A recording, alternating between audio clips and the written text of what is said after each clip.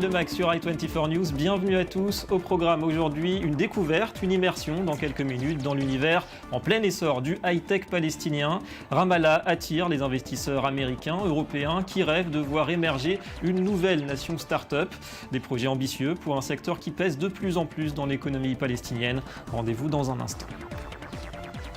Voilà pour le sommaire, merci d'être avec nous. Un tour d'horizon d'abord de l'actualité économique internationale et la Chine à la une avec ce ralentissement confirmé de la croissance. En rythme annuel, le PIB a progressé de 7,4% au premier trimestre et c'est un plus bas depuis 18 mois. Cette croissance était de 7,7% entre octobre et décembre 2013. Alors tout de même, ce chiffre de 7,4 est au-dessus du consensus, au-dessus des prévisions des experts qui tablaient sur une progression de 7,3%. L'économie chinoise, on le sait, est en phase de mutation, en phase de rééquilibrage. L'objectif de Pékin, on le rappelle, a été fixé à 7,5% pour 2014. Le PIB actuel est en deçà de l'objectif, mais la différence n'est pas énorme. Il y a encore une marge pour le gouvernement chinois pour atteindre ses objectifs. Donc il n'y aura pas vraiment de dégâts au premier trimestre. La croissance du PIB ne peut atteindre la précédente, 8% par an. Et l'une des raisons, c'est que le gouvernement a réduit les dépenses publiques. Et en parlant de la Chine, évoquons l'entrée programmée à Wall Street d'un géant du e-commerce. Alibaba, le groupe chinois de vente en ligne, devrait soumettre la semaine prochaine sa note d'information relative à son introduction. Une IPO qui pourrait dépasser les 16 milliards de dollars, au-dessus donc du record pour les valeurs technologiques de Facebook, établi en 2012. Alibaba qui a annoncé hier une croissance de 66% de son chiffre d'affaires au quatrième trimestre à 3,04 milliards de dollars.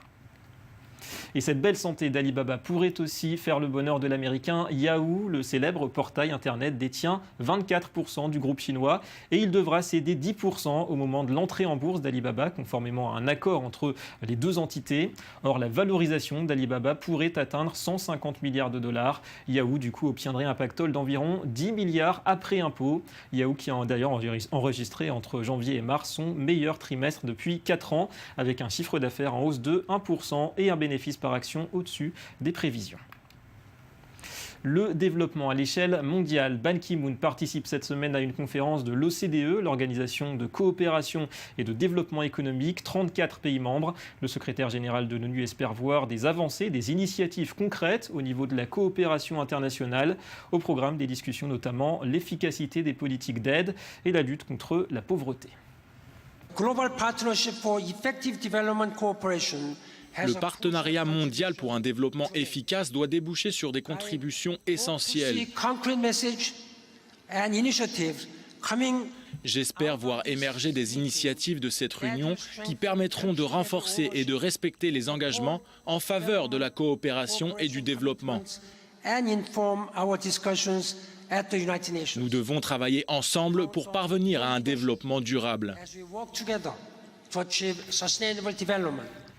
Voilà, et puis en France, déluge de réactions après la proposition hier du patron du MEDEF, Pierre Gattaz, d'instaurer un SMIC intermédiaire pour les jeunes et pour une période limitée. Tollé du côté des syndicats, mais pas seulement. Laurence Parisot, ancienne présidente du MEDEF, évoque une logique esclavagiste. Le Premier ministre Manuel Valls est intervenu tout à l'heure pour assurer que le plan d'économie du gouvernement n'entraînerait pas de remise en cause du SMIC. On écoute pour rappel les propos de Pierre Gattaz. Une idée serait de créer en effet un SMIC intermédiaire qui permettrait, sur une période déterminée, transitoire, temporaire, de pouvoir franchir cette marche d'escalier par un échelon intermédiaire, temporaire, et qui permettrait à des personnes en difficulté ou à des jeunes de monter d'un cran et surtout d'arrêter d'être au chômage et de rentrer dans l'entreprise. Allez, direction Ramallah. Et en ces temps où l'on parle beaucoup en France de la diplomatie économique, eh bien les États-Unis en ont fait depuis longtemps l'un des fers de lance de leur politique étrangère. C'est en grande partie grâce à des fonds américains qu'un nouveau parc technologique a ouvert ses portes. Des startups palestiniennes vont pouvoir s'y développer sous le parrainage de grands groupes comme Google. L'inauguration avait lieu mardi dernier et Anthony Less était sur place avec Nassib Safadi. Regardez. Bienvenue dans l'e-zone. Le premier tech park palestinien est inauguré ce matin à Ramallah. Financé en grande partie par des fonds américains, ce site de 800 m² comprend un espace commun de travail pour des jeunes entreprises spécialisées dans les hautes technologies. On trouve aussi Fast Forward, un accélérateur de start-up financé par l'ONG Welfare Association. Fast Forward est le premier accélérateur d'entreprises palestiniennes. Nous investissons dans des équipes qui ont de nouvelles idées d'applications Internet et mobile. 50 000 $ sont donnés à chaque équipe en échange de 8% de leur capital. L'une des prochaines success stories pourrait prendre le visage de Fcash. Cette jeune start-up permet à des particuliers de payer online des produits et des services sans carte bancaire. Fast Forward nous permet de nous connecter sur le monde extérieur. Nous avons 3 investisseurs désormais, l'un est américain, l'autre vient du Golfe et le troisième est d'ici. En résumé, ils nous fournissent tout ce dont on a besoin. L'USAID est un des partenaires majeurs du projet. L'agence d'aide au développement est directement pilotée par le ministère des Affaires étrangères américain. Elle donne et investit plus de 370 millions de dollars par an dans les territoires palestiniens. Et de plus en plus dans des projets high-tech.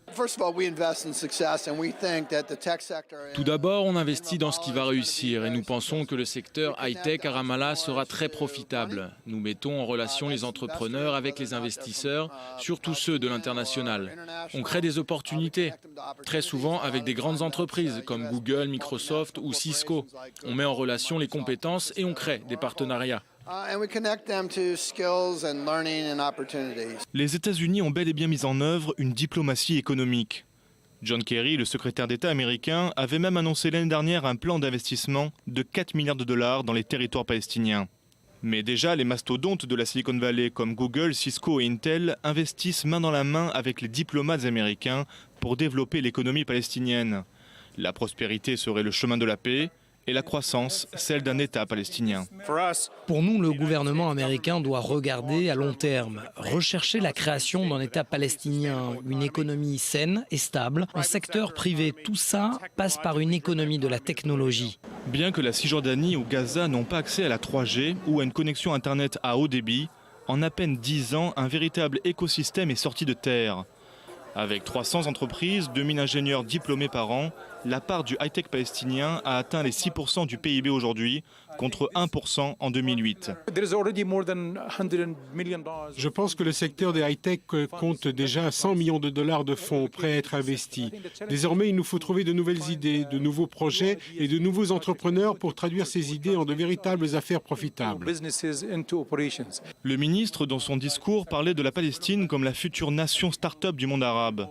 Une appellation empruntée habituellement à Israël et dont le parallélisme interpelle. Bien que les Palestiniens ont pour ordre de ne pas normaliser leurs relations économiques avec Israël, existe-t-il des échanges dans le domaine des high-tech ?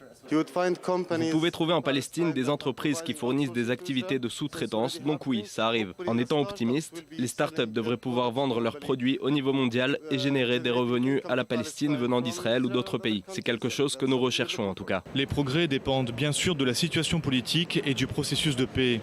Quant aux possibilités économiques, elles sont réelles au niveau régional. Le marché arabe de l'Internet, plus de 80 millions d'utilisateurs, est en pleine croissance et source de demande. Un marché au fort potentiel. Alors nous rejoignons en liaison depuis Londres Akram Douaikat, ingénieur informatique palestinien. Bonjour et merci d'être avec nous. D'abord, est-ce que ces investissements américains dont on vient de parler sont indispensables aujourd'hui à l'essor du high-tech palestinien ? Oui, c'est vraiment essentiel aujourd'hui compte tenu de la situation des startups palestiniennes. Elles ont besoin d'investissements et l'économie palestinienne a besoin de subventions. Tout cela peut booster l'éclosion de nouvelles startups et de l'économie palestinienne. Et vous espérez d'autres financements, d'autres investissements d'Europe par exemple ? Oui, nous avons de multiples sources de financement, ce qui rend l'économie plus indépendante et qui permet aussi de développer les connexions. Dans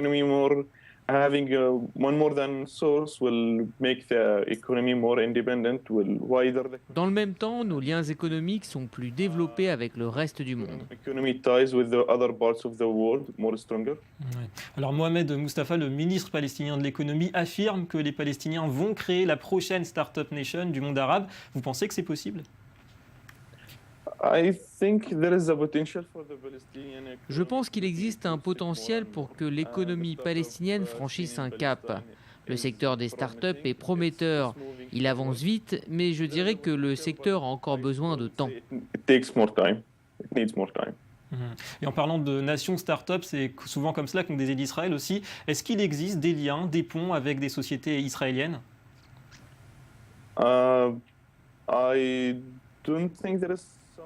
Je ne pense pas qu'il y ait grand-chose en ce qui concerne les startups. En revanche, dans les domaines de la sous-traitance, il y a des entreprises qui travaillent avec de grandes compagnies en Israël. C'est difficile de travailler, de faire des projets avec des sociétés israéliennes. La composante politique, elle se fait sentir? Pour être honnête, je n'ai jamais travaillé avec eux directement. Les barrières politiques sont toujours très fortes, il me semble. Et dans la région, vous êtes en relation financière, technique avec d'autres pays, la Jordanie, les pays du Golfe, l'Égypte par exemple? Lors de mon précédent travail avec l'organisation Palino, Palestine Innovation, nous avons mis en place des collaborations avec la Jordanie, parfois avec Abu Dhabi et l'Égypte. Les communautés de start-up aimaient nous rencontrer là-bas et on a développé des liens online. Et on échange des expertises. Et vous pensez que le marché palestinien du high-tech, il évolue rapidement? Oui, je pense. C'est le secteur le plus prometteur pour l'économie palestinienne. C'est un secteur qui n'a pas besoin de beaucoup de ressources. La difficulté est de développer de nouvelles idées qui ne sont pas encore suffisantes aujourd'hui. Et pour finir, quels sont les points forts du high-tech palestinien aujourd'hui? L'ingénierie, la communication comme secteur?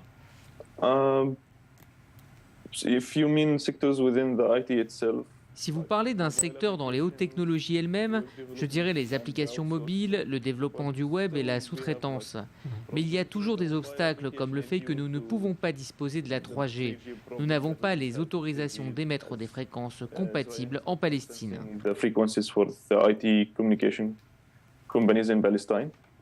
Merci Akram Douaikat d'avoir répondu à nos questions. Un entretien enregistré ce matin. Et on va passer au Media Watch. Et au menu de la revue de presse, la profitabilité des entreprises dans cette phase où on ne sait pas trop si l'on est vraiment ou pas sorti de la crise. Bonjour Johanna Citruc. Bonjour David. Alors beaucoup de différences d'évolution entre la zone euro et les États-Unis quand même. Oui, on le voit grâce à un graphique que Guillaume Duval, le rédacteur en chef d'Alternative économique, a mis en ligne sur son compte Facebook. Et il montre ce qu'on appelle l'excédent brut d'exploitation des entreprises. C'est en quelque sorte la rentabilité de leur système de production, leur profitabilité.